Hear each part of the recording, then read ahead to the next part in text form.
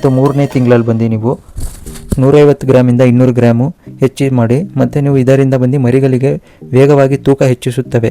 ಮತ್ತು ಇನ್ನೊಂದು ವಿಷಯ, ಎಚ್ಚರವಾಗಿರಬೇಕು. ಈ ಫೀಡ್ ಕೊಡುವಾಗ ಬಂದು ಜಾಸ್ತಿ ಫೀಡ್ ಕೊಡೋಂಗಿಲ್ಲ. ಯಾವ ಮರಿ ಕುರಿಗಳಿಗಿಂದ್ರೂ ನೀವು ಬಂದು ಸ್ಟಾರ್ಟಿಂಗ್ ಕೊಡ್ತಾ ಇದ್ದೀರಿ ಅಂದರೆ, ಇಂಟ್ರೊಡ್ಯೂಸ್ ಮಾಡ್ತಾ ಇದ್ದೀರಿ, ಫಸ್ಟ್ ಟೈಮ್ ಫೀಡ್ ಹಾಕ್ತಾ ಇದ್ದೀರಿ ಅಂದರೆ ಈ ಫೀಡ್ಗಳು ನೀವು ಎತ್ತಿದ ತಕ್ಷಣ ಜಾಸ್ತಿ ಪ್ರಮಾಣದಲ್ಲಿ ಕೊಡೋಂಗಿಲ್ಲ. 50 ಗ್ರಾಮಿಂದ ಸ್ಟಾರ್ಟ್ ಮಾಡಿ ಲಾಸ್ಟು 150 ಗ್ರಾಮ್ ಅಷ್ಟೇ ನೀವು ಕೊಡ್ತಾ ಬರಬೇಕು. ಮತ್ತು ಸ್ನೇಹಿತರೆ, ಕಾನ್ಸಂಟ್ರೇಟೆಡ್ ಫೀಡ್ ಕೊಡುವಾಗ ಈ 3 ಟಿಪ್ಸು ನೆನಪಿರಲಿ. ಫೀಡು ನಿಧಾನವಾಗಿ ಇಂಟ್ರೊಡ್ಯೂಸ್ ಮಾಡಬೇಕು, ಮತ್ತು ಫ್ರೆಶ್ ಫೀಡ್ ಮಾತ್ರ ಕೊಡಬೇಕು, ಮತ್ತು ಶುದ್ಧವಾದ ನೀರು ಇರಲೇಬೇಕು. ಇದು ಮಾಡೋದ್ರಿಂದ ಬಂದು ನಿಮಗೆ ಕುರಿಗಳು ಹೆಚ್ಚು ಆರೋಗ್ಯವಾಗಿರುತ್ತದೆ. ಈ ಫೀಡನ್ನು ಯಾವ ಸಮಯದಲ್ಲಿ ಕೊಡಬೇಕಂತ ನೋಡೋಕೆ ಬಂದರೆ, ನೀವು ಸಾಯಂಕಾಲ ಟೈಮಲ್ಲಿ ಬಂದು ಈ ಫೀಡನ್ನು ಕೊಡ್ಬೋದು. ಅಂದರೆ ನೀವು ಆಚೆ ಮೇಯಕ್ಕೆ ಬಿಟ್ಟಿರ್ತೀರ ಮತ್ತು ಮನೆಗೆ ಹತ್ರ ಕರ್ಕೊಂಬರ್ತೀರ, ಮತ್ತು ಸಾಯಂಕಾಲ ನೀವು ಈ ಫೀಡ್ ಕೊಡೋದ್ರಿಂದ ಬಂದು ಅದು ಮಲ್ಕೊಳುತ್ತೆ. ಈ ಥರ ಮಾಡೋದ್ರಿಂದ ಬಂದು ಡೈಜೆಷನ್ ಚೆನ್ನಾಗಾಗುತ್ತೆ ಮತ್ತು ಹೆಚ್ಚು ವೆಯ್ಟ್ ಗೈನ್ ಆಗುತ್ತೆ.